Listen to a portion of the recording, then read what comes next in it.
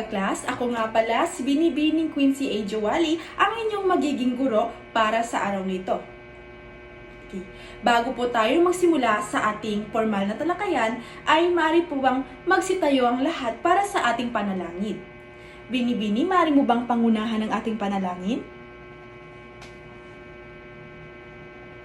Maraming salamat. Bago po umupo ang lahat, ay pakipulot po ng mga basura at ayusin na rin po ang inyong mga upuan. Handa na bang makinig, class? Magaling! Ngayong araw ay may inihanda akong isang layunin para sa ating talakayan. Ito ang ating magiging layunin. Pakibasa nga ng sabay-sabay. Magaling! Ang ating layunin ay nakikilala at may papaliwanag ang kahulugan ng parabola at ang mga mahalagang elemento nito.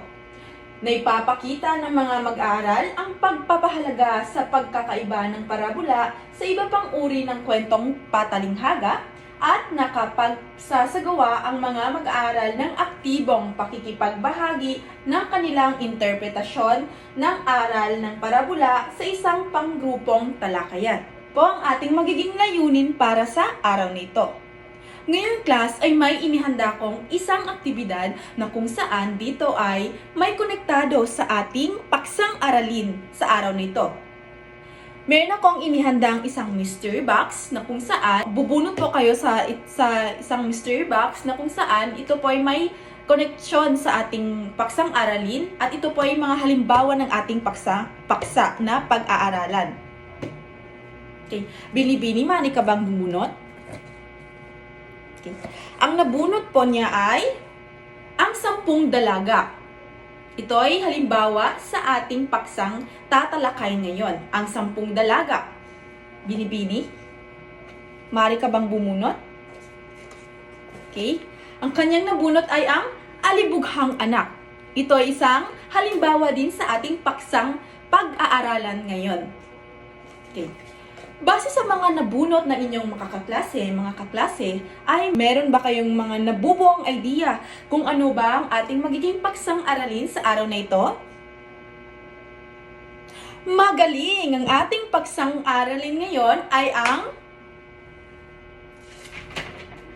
parabola at ang mga elemento nito. Kung ano ba ang mga mahalagang elemento ng isang parabola. Ngunit bago po tayo magkaroon ng isang formal na talakayan, ay meron po akong isang inihandang isang aktibidad para sa araw na ito.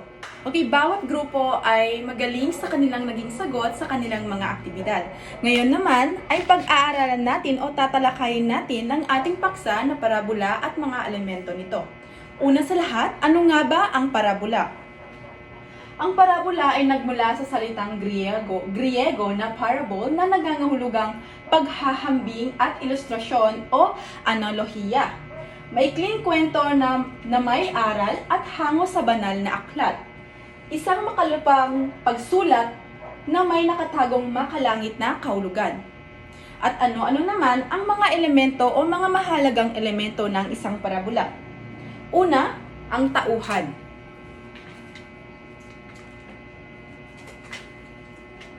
Sa tauhan, ito ang mga sinumang tao o karakter na gumaganap sa isang istorya o kwento.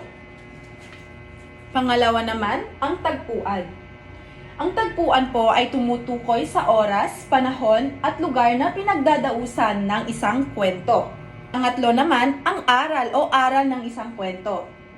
Ang aral po ay ang mahalagang natutunan pagkatapos po na mabasa ang isang kwento sa isang parabola.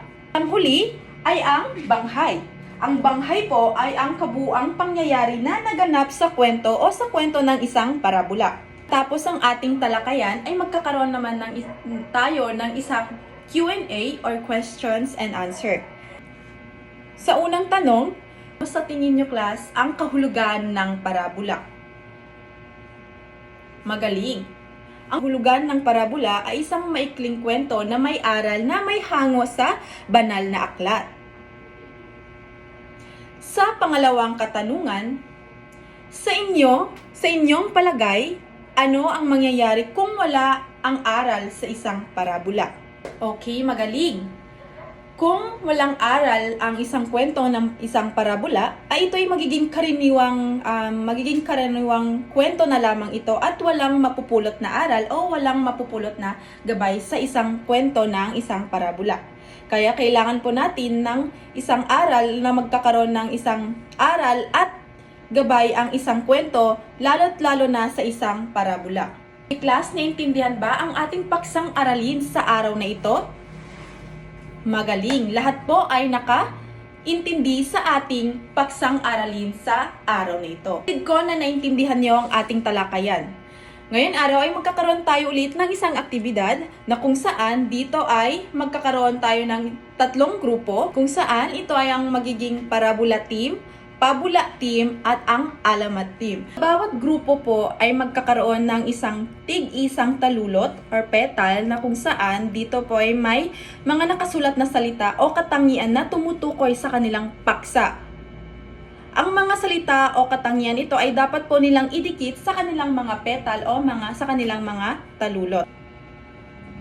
Sa una, ang team parabola.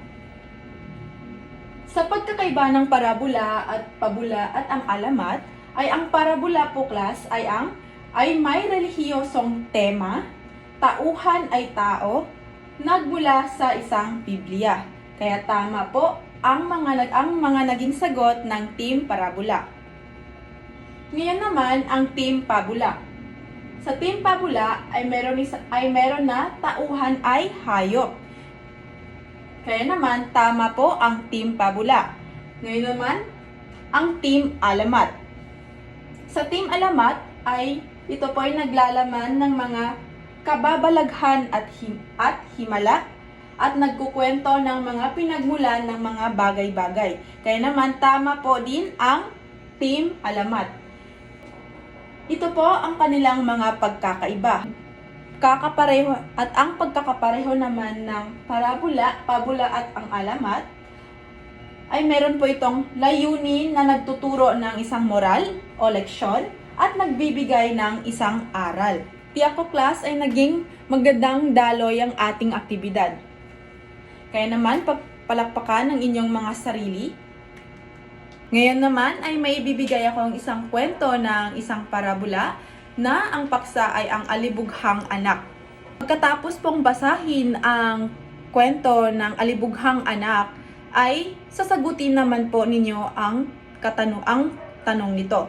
Na kung saan ang tanong po nito ay ano ang aral o mensahe na nais ipabatid ng kwento. Ngayon naman ay magsimula na po ang lahat. Matapos ang ating talakayan ay magkakaroon naman tayo ng isang pagtataya. Piliin lamang po ang tamang sagot sa bawat tanong at isulat lamang po ito sa inyong mga papel. Sa ating magiging kasunduan naman class ay pumili po ng isang parabola na iyong nabasa at natalakay sa klase at tukuyin at isulat ang mga sumusunod na mga elemento. Meron tayong elemento sa parabola na tauhan, tagpuan, aral at ang banghay nito. Batid ko class na naintindihan nyo ang ating paksang aralin sa araw na ito. Kaya naman magsitayo ang lahat. Paalam na class. Maraming salamat. Ako nga pala si Binibining Quincy Jawali, ang inyong guro sa araw na ito.